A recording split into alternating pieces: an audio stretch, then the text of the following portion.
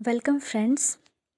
आज हम आपके लिए हिमाचल प्रदेश की कुछ नदियों से संबंधित प्रश्न लेकर आए हैं जो विभिन्न प्रकार के एग्ज़ाम्स में पूछे जाते हैं। तो आपको इनको रिवाइज़ करना है। इनमें से कुछ ना कुछ जो प्रश्न हैं वो ज़रूर किसी न किसी एग्ज़ाम में अभी तक आ चुके हैं और आगे आने की भी संभावना है। चलिए शुरू करते हैं।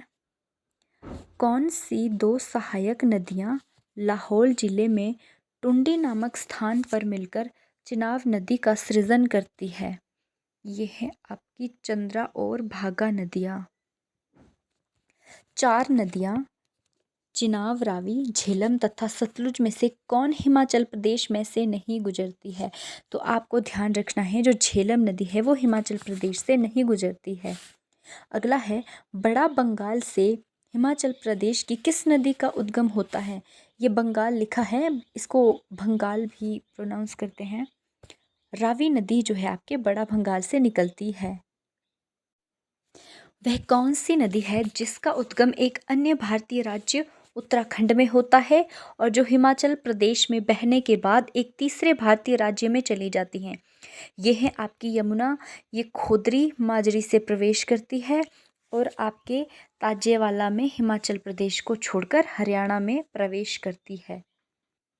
अगला प्रश्न है, हिमाचल प्रदेश में प्रवेश से पहले किस नदी का उद्गम जो है वो तिब्बत में होता है? ये है आपकी सतलुज नदी। व्यास नदी किस स्थान पर धौलाधार पर्वत श्रृंखला को काटती है? ये है आपकी लारजी नामक स्थान पर काटती है। अगला प्रश्न है, हिमाचल प्रदेश से बहती हुई चिनाब नदी किस अन्य राज्य में प्रवेश करती है?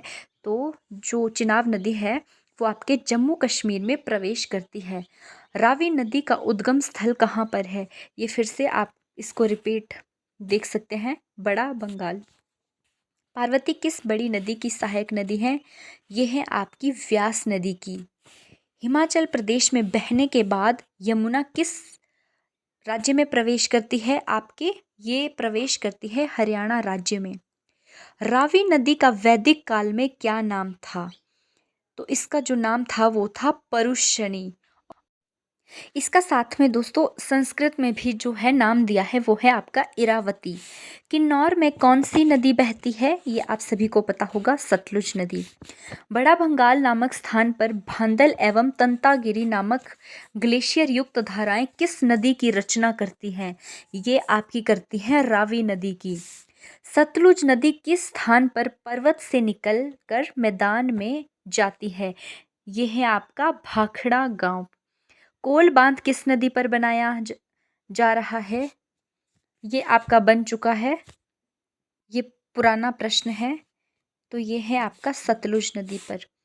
इरावती किस नदी का संस्कृत नाम है? फिर से आप देख सकते हैं, रावी। चिनाब नदी पांगी घाटी में कहाँ से प्रवेश करती है? ये आपकी प्रवेश करती है भुजींद, भुजींद नामक स्थान पर। पोंग झील कांगड़ा जिले की किस नदी के किनारे स्थित है? आप सभी को पता होगा कि पोंग झील कांगड़ा में है, लेकिन किस नदी के किनारे है? ये है आपकी व्यास नदी के किनारे। अगला प्रश्न है, सतलुज नदी भारतीय उपमहाद्वीप की किस नदी में जाकर मिलती है? तो ये जाकर मिलती है आपकी सिंधु नदी में और ये हिमाचल प्रदेश की सबसे लंबी नदी है, ये आपको याद रखना है।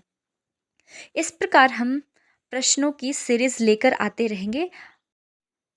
अगर आपको हमारी वीडियो पसंद आती है तो हमारे चैनल को सब्सक्राइब करना ना भूलें। धन्यवाद।